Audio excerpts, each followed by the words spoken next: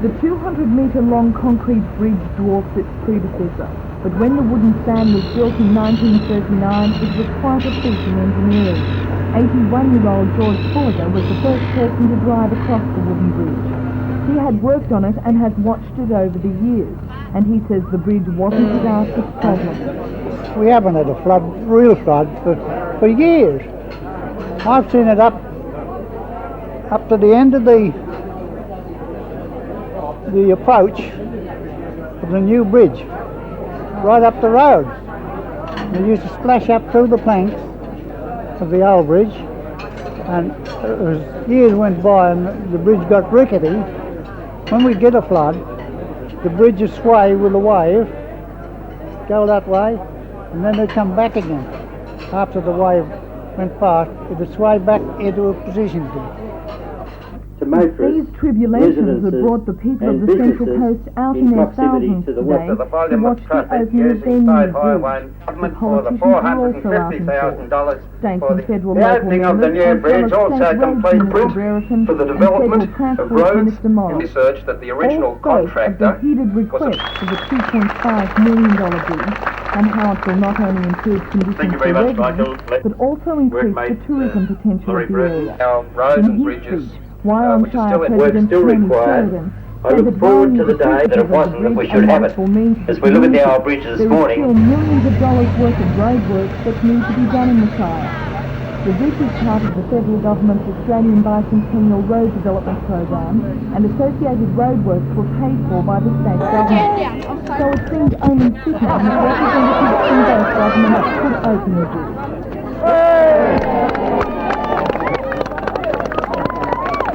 For those sentimentalists that have used the bridge for the past 45 years, there is some good news.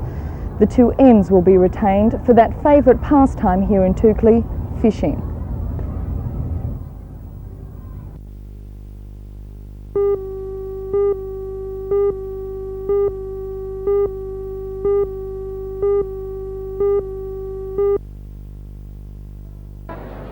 The air at the Junction Pool was heavy with humidity and tension as the championship kicked off this morning. More than 280 young swimmers from as far away as Strait, Moree and Canberra are competing in the two-day event. The heavy schedule of races has forced organisers to abandon the usual heats and finals format. Instead, two heats are being held for each event, the winner being the swimmer with the fastest time. Local competitors have so far acquitted themselves well. For example, the prestige event of the session, the men's open 200 metres freestyle, was won by United's Paul Tonk from Stuart Lydiard and Colin Irvine, both of the Hunter Club. A handful of records have been broken, including two by young United swimmer Simon O'Neill. He was 2 seconds under the record for the 13-14-year-old boys 200 metres freestyle and lost 0.3 of a second off the age record for the 100 metres freestyle. The championships are sponsored by the GIO, and presentations to winners have been underway all day. Tonight, the second session of the championships is being held, including the women's and men's open 400-metre event. Lane 3, number 15, Kirsty Blacklock. Lane 4, number 16, Ronald Royal. And lane 5.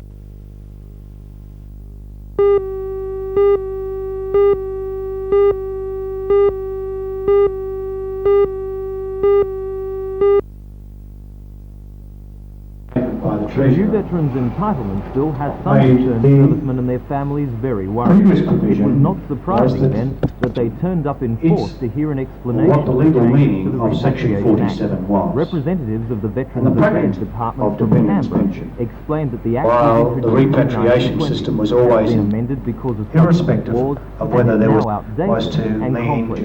While the new bill simplifies matters, against the them. There audience must was be assured a that it reasonable leaves intact hypothesis the benefits of raised veterans by the currently material receiving before a the pension. repatriation The committee. main There must just be makes news some because of the suggestion pension claims. In the past, of a almost link any out. The veteran who Commission made a claim was satisfied paid. beyond Now reasonable he or doubt she must provide a reasonable fanciful proof suggestion of a of a connection link between their between the disability Veterans and Entitlements military Bill. service. It talks about. We have clarified the eligibility criteria in respect of TNPI rate pensions, that's total and permanently incapacitated pensions, and we've also provided for the dependents pension, a small pension payable to the spouse and children of veterans receiving disability pension, those small pensions will no longer be payable since that legislation came into force. But veterans and war widows who are presently in receipt of repatriation entitlements have nothing whatsoever to fear about the legislation.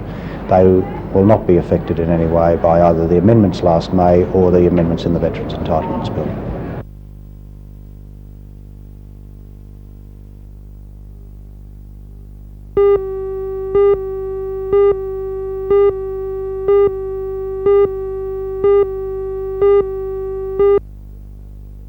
People leave those areas to move to locations in which they feel they have greater opportunities to the Hunter region, nor to Australia. But they are having a restricted first function attended by the new chairman, information and analysis of policy implications. Last night's major The Foundation will not duplicate the works of others undertaking research in the Hunter region. How we do the region's economy was generally optimistic, pointing out that $10.3 billion worth of projects which are presently being understood by the Foundation's research program. While admitting This that information is not just for making speeches, but rather the pervades extensive databanks that allow analysis of a wide range of issues One and the area spatial configuration of important demographic variables at the regional which has been Australia. depressed by high But they are having a restricted influence on building and construction benefits by the Foundation for the community at large, as other well as areas of sponsors, the economy are computer generating database jobs. and the library, which is also open.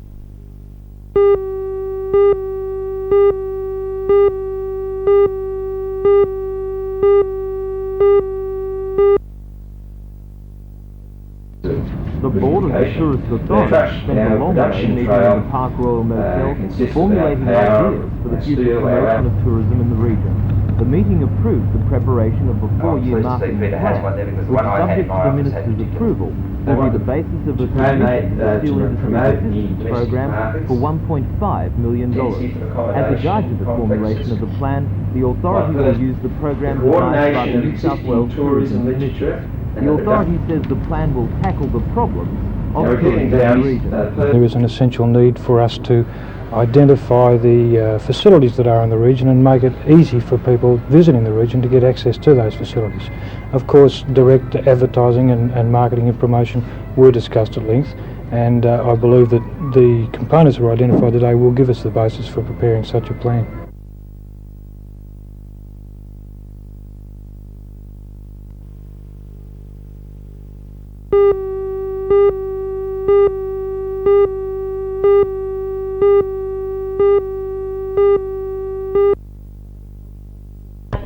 CJ Toy Sports Warehouse at Martintown, we caught up with French referee Julian Luscanier, who holds the recent New Zealand Australia Test Series, and Penrith player Taz Batiri. French-speaking Batiri has made a big impression in the rugby league circles, culminating in his appointment as coach of their national team. I've been overseas for the last 4 Australian off-seasons, and in that time I've been player coach of a team in Paris called Châtillon.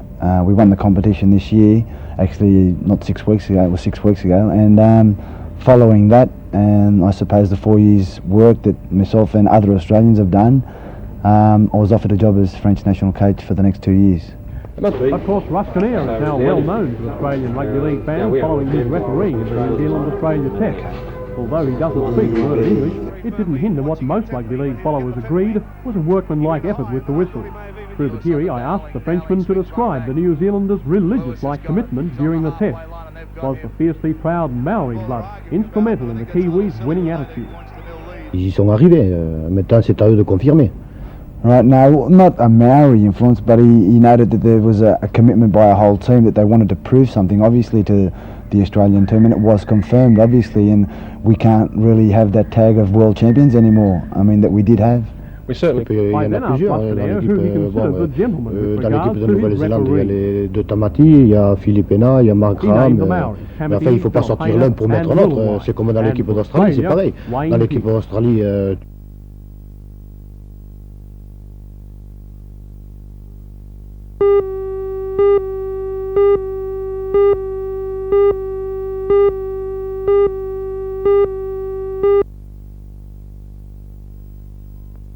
The report is not critical of truck operators, but takes a statistical look at the number of fatal accidents involving heavy vehicles and the results of regular inspections. The Department of Motor Transport inspects trucks in three ways: fleets of vehicles at the owner's depot, randomly select vehicles at roadside inspection points, and spot checks from registration records. Before the introduction of random inspections, the proportion of fatal crashes involving heavy vehicles had been rising steadily, from 13% in 1976 to 18% in 1980. Faulty braking, steering or suspension systems were to blame for a large number of accidents. Despite an increase in the number of trucks on the road, the proportion of heavy vehicles involved in fatal accidents remains steady now at about 17%. In late 1979, 23% of all trucks inspected in New South Wales had major defects. The latest figures show this now to be about 5.7%. 61% of coal trucks inspected in the state were found to have minor defects. However, only about 6% had dangerous defects, which is on a par with most other carriers. Of trucks surveyed in various geographical areas, the Hunter Valley has the third largest percentage of heavy vehicles showing minor defects, but has the second largest percentage with dangerous or major defects. The newest truck inspection station will open here at Carrington on the 19th of July. It cost a little over $1 million to build. As well as truck inspections, it will eventually handle all vehicle registrations now handled at the Parry Street office.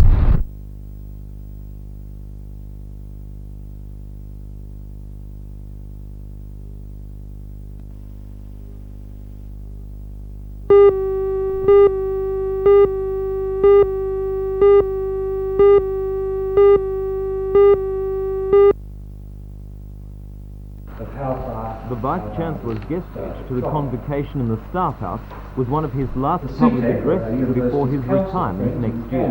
Professor George therefore did not miss the opportunity to comment on the university's prospects for the next decade. He said Senator Walsh's proposals to reintroduce tertiary fees were creating uncertainty in the university. Yesterday, Senator Walsh proposed a yearly fee of $1,400 for each student. To pay the fee, the students could take out a loan, which they would then have to pay back after graduation. The Vice-Chancellor called the scheme outrageous and half-baked, and said there had been no consideration of the effects on students or universities in general. He also pointed out that while funding for primary and secondary schools had increased by 50% in real terms over the last decade, universities were 4% poorer. Adding to the climate of uncertainty, according to the Vice-Chancellor, is the introduction of quotas on the numbers of overseas students. Despite the problem, Professor George was generally positive about the university's prospects, providing that fees are not introduced. Simple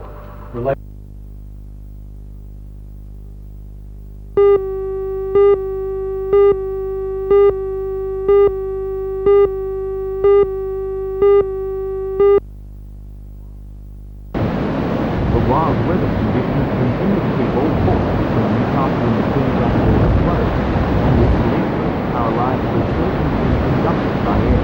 Yesterday, 3 RAAF vessels, a nomad light plane and a helicopter were called in, and the Japanese bulk carriers in the area kept all shipping between Newcastle and Saudi Head on the lookout. Despite the mammoth seas and driving rain, the yacht was sighted from the air at about 2 p.m, 7 kilometers off Moscow. It is believed an American couple are aboard and that they may have 2 children with them. Later, a National Safety Council aircraft dropped a radio to the yacht, and the skipper was able to tell them that he was under power and heading for Coffs Harbour. Water police say the yacht is in no immediate danger, but may be unable to enter Coffs Harbour or any other port until the rough seas abate.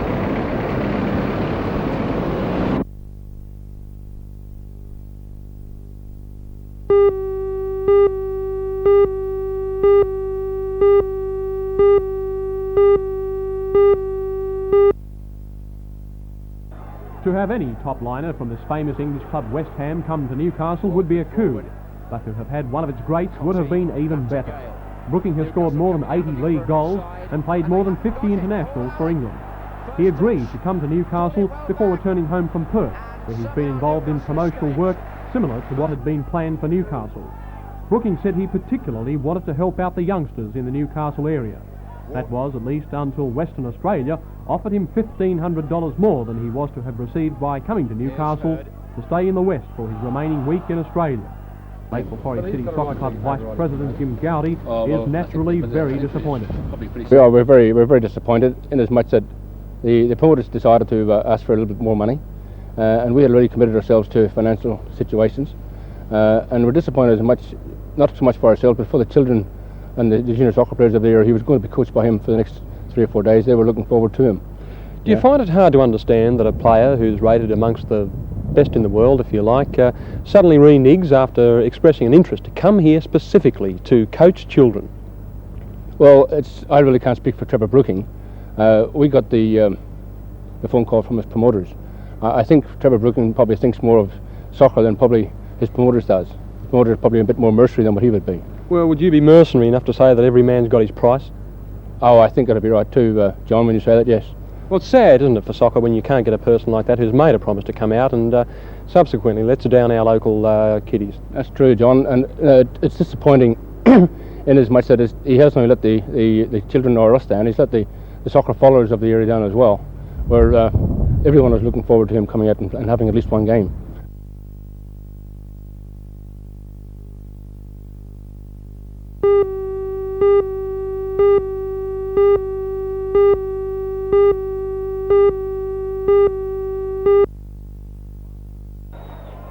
This is last week's Bad Boys Sydney Olympics playing Rosebud United in April this year at St George Stadium. That match, if you recall, was also surrounded by controversy, with allegations that Rosebud goalkeeper Clint Gosling had been pelted with missiles by Olympic fans.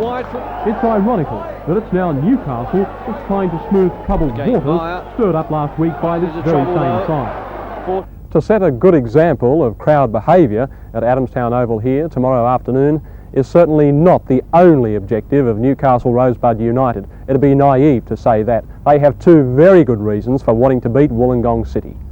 This is the last time the two sides met, in May at night in Wollongong. Newcastle won then 2 goals to 1, and tomorrow they're desperate to repeat the performance to help avoid relegation from the NSL. In fact, both Newcastle and Wollongong must win, as they share bottom place on the NSL table. Also at stake tomorrow is the Steel City Cup, a competition between just these two clubs, held over both legs of the NSL Premiership. At least Rosebud United is ahead on that score at the moment. But as United's Secretary Ernie Lamb points out, tomorrow's match could mean life or death for the local team's big league future. We can have a tension about the whole club. We believe that we've got to beat Wollongong. There's no second chance for us really for all those 3 games remaining. Wollongong are the logical team that have got to finish below us. So I guess we've got to look for 2 points tomorrow as something that really puts the club's position in jeopardy if we don't get them.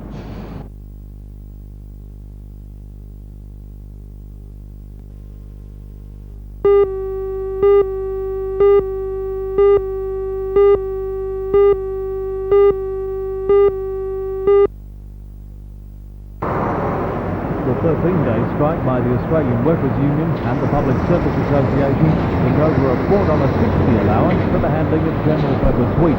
5 ships in Sydney and 2 in Newcastle were held up, waiting to collect wheat stockpiled at the terminals. The Carrington silo now has 72,000 tonnes of grain in store. 85 AWU members in Newcastle were stood down earlier this week when the Public Service Association went out on strike in support of colleagues at the Sydney terminal. Today, the local Public Service Association members agreed to return to work and the AWU stand-downs were lifted. So now maintenance work will be carried out over the weekend. Trucks will start being unloaded from 10 o'clock Sunday night and shiploading will recommence 8 o'clock Monday morning.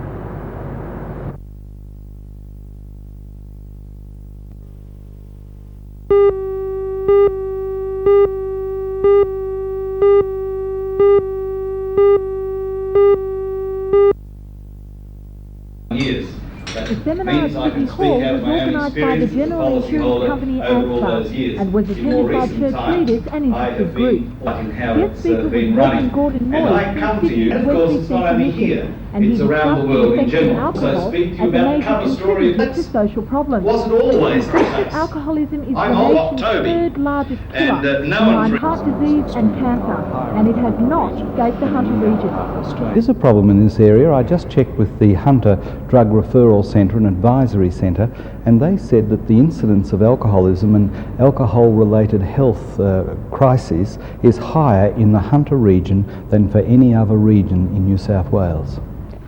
Meanwhile, Alderman Jack Mundy from the Regional Council addressed the annual general meeting of the Hunter Volunteer Development Centre. Situated in Hamilton, the centre's 500 volunteers offer valuable assistance throughout the Hunter region. And according to Alderman Mundy, as poverty continues to rise in the community, more volunteers will be necessary to prevent the situation from getting worse. Well, it's obvious. I mean, it's now 10 years since the oil crisis, which ended that longest ever boom that Australia has experienced, and the problems that beset us in 1973-74 are still with us in 85, and I can only see a need for more welfare agencies, more community action, if we're going to relieve the ongoing problems that beset not only youth but also the aged as well. How does the future look? Is it a society where the rich will get richer and the poor get poorer? Unfortunately, everything points that way.